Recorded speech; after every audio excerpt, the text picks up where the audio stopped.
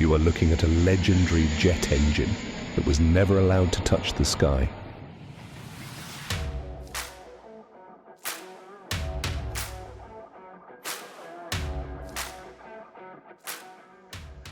Union Pacific didn't want a standard locomotive. They wanted a military fighter jet powertrain bolted onto a 400-ton steel frame. This was the most extreme heavy-haul machine in American history, powered by an engine so violent it literally melted its own turbine blades from the inside out. It didn't chug or puff. It screamed with a deafening 120 decibel roar, pumping out a massive 8,500 horsepower.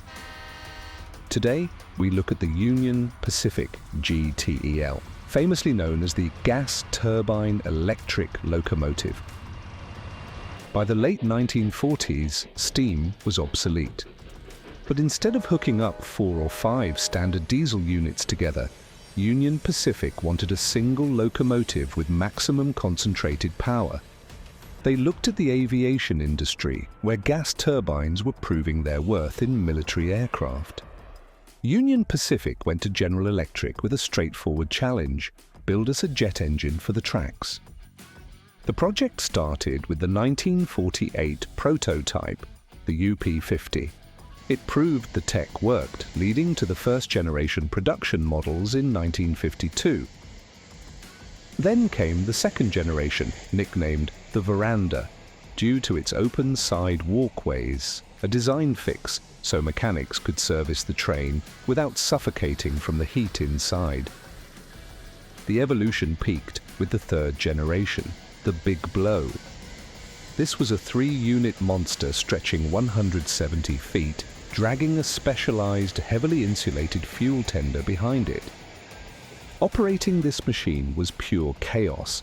To keep fuel costs low, the GTEL burned bunker C, a thick, tar-like oil residue left over from petroleum refining.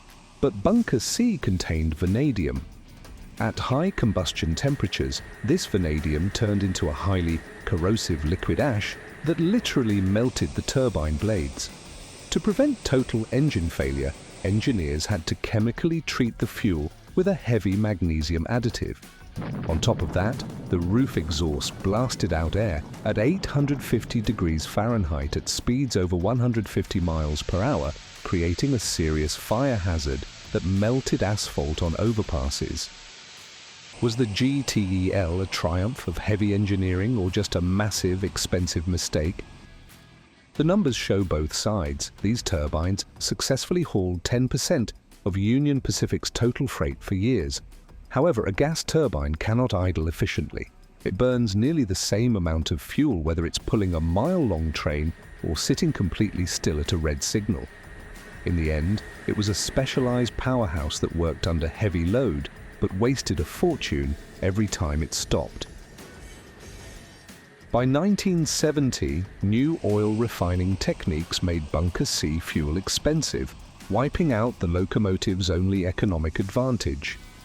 The Big Blows were permanently retired, and only 2 survived the scrapyards. A screaming titan that shattered the silence of the American West.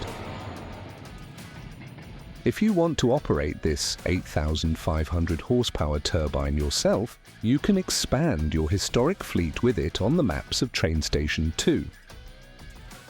Enjoy the relaxing progress of building up your rail empire, or take on the more complex logistical challenges with this machine in TrainStation 3.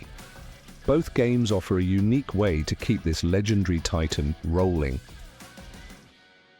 See you on the tracks.